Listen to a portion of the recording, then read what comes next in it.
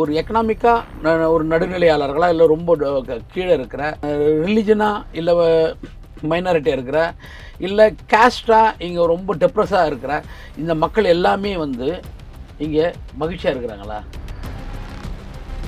இந்த வார்லேயே மிக மோசமான ரிலிஜன் பார்த்தோம். எனக்கு வந்து ஒரு 100 கோடி ரூபா சம்பாரிச்சு தர திரைப்படங்களை விட பலாயிரம் கோடி ஒரு சமூக லாபம் கிடைக்கும் அப்படின்னா, ஒரு சமூகம் அதை அடையும்னா அந்த திரைப்படங்கள் தான் முக்கியமானது அப்படின்னு நம்புறேன் நான்.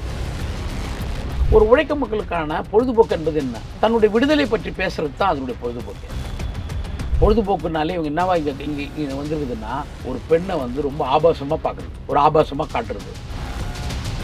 இப்போது நீ நல்ல பாருங்களேன், விளம்பர படங்கள்லாம் வந்து பணக்காரர்களாக தான் இருப்பாங்க.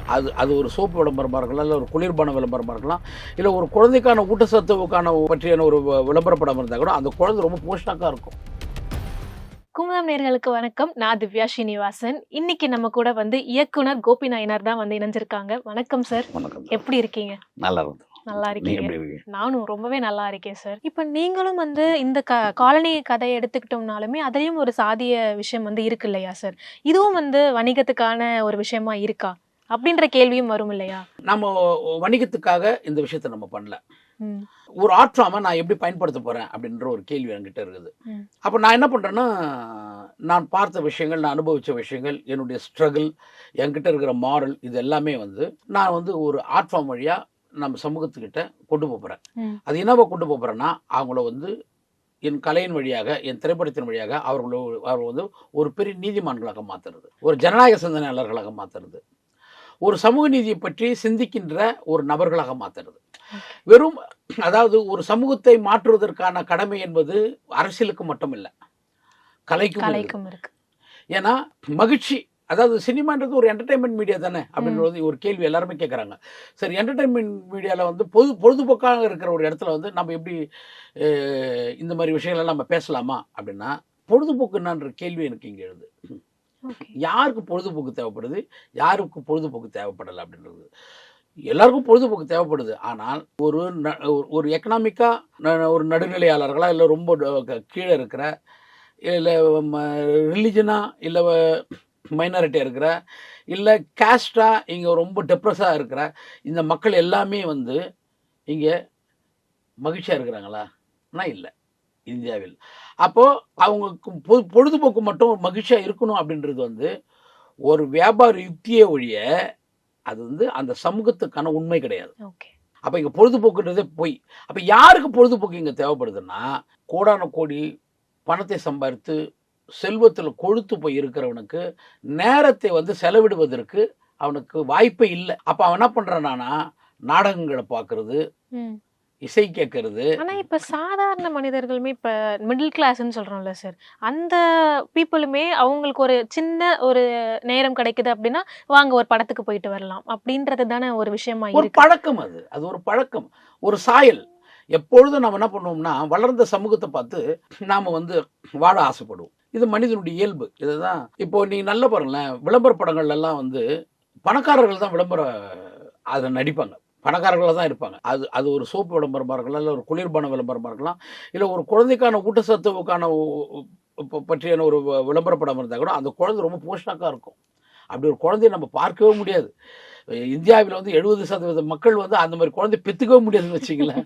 ஆனால் அந்த குழந்தைய நம்ம விளம்பரப்படத்தில் பார்ப்போம். அப்போ நமக்கு ஒரு ஏக்கம் வருது, நம்ம குழந்தை இந்த மாதிரி இதெல்லாம் சாப்பிட்டா நம்ம குழந்தை இப்படி ஆகிடாதா, இல்லை இந்த மாதிரி ட்ரெஸ் போட்டால் நம்ம குழந்தை இப்படி ஆகிடாதா, இல்லை இதெல்லாம் குடிச்சாக்கா நம்ம குழந்தை வந்து கிரிக்கெட்டில் வந்து ஃபுட்பாலில் வந்து ஃபர்ஸ்ட்டில் வந்துடாதா. அப்படிலாம் ஒன்றும் கிடையாது. அது ஒரு வணிக யுக்தி. எப்பயுமே வளர்ந்த சமூகம் ஒன்று சொல்லிச்சுன்னா அதை வளராத சமூகம் இருக்குது இல்லையா, அதை பின்பற்ற ஆசைப்படும். ஏன்னா அது நம்முடைய வாழ்நாள் கிடைக்காது. அது அப்படிதான் இருக்கும்.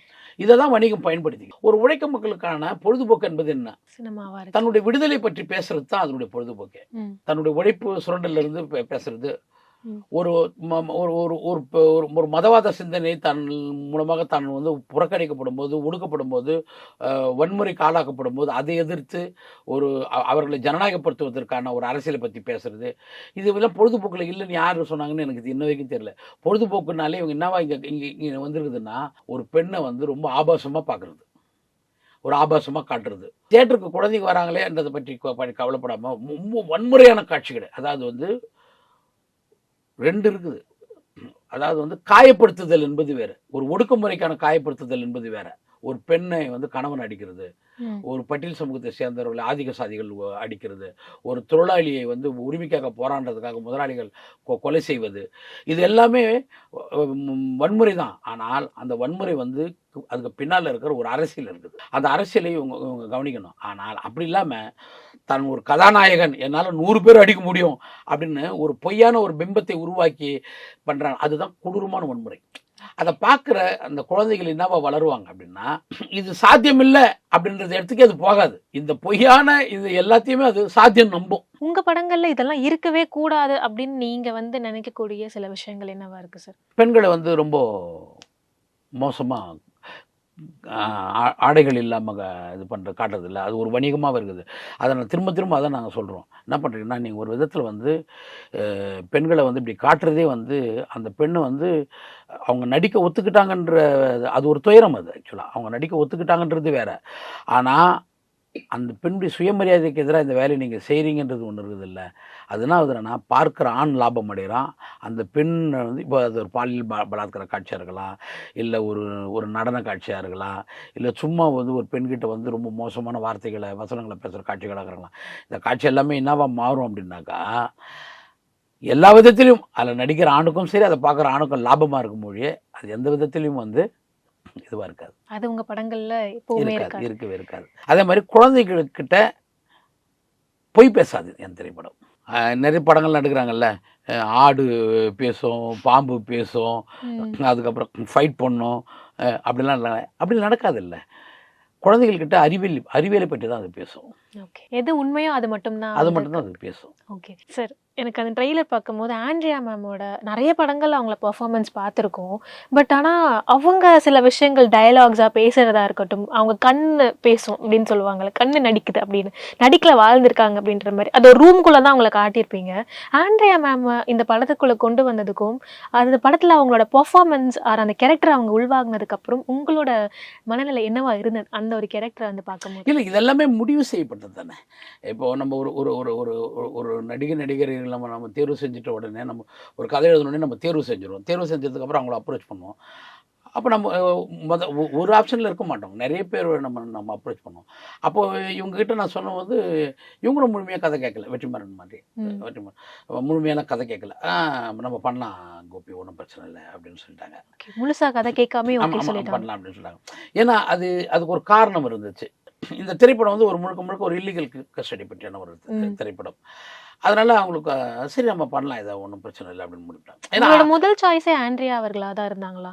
ஆமாம், நான் வந்து இப்போ முடிவு பண்ணேன் இப்படி ஒரு கதை இருக்குது அப்படி நம்ம இது பண்ணோடனே வேறு சிலர்கிட்ட நான் பேசியிருக்கிறேன் இதை பற்றி. ஆனால் வந்து கதை சொல்லணும்னு முடிவு பண்ணும்போது அவங்ககிட்ட தான் போனேன். ஏன்னா நான் ஒரு முறை வெற்றி சார்கிட்ட இந்த கதையை சொல்லியிருந்தேன். சொல்லியிருந்தோடனே கதைனா சும்மா அப்படி சொன்னால் நல்லா இருக்குது, நம்ம பண்ணலாமே இது அப்படின்னாரு. அதுக்கப்புறம் அவர் மறந்துட்டார். ஒரு நாள் திடீர்னு எனக்கு நான் இன்னொரு படம் வேலையில் நான் இருக்கும்போது எனக்கு ஃபோன் பண்ணி நம்ம மேனேஜர் சொல்கிறவங்க பாருங்கள் அப்படின்னாரு.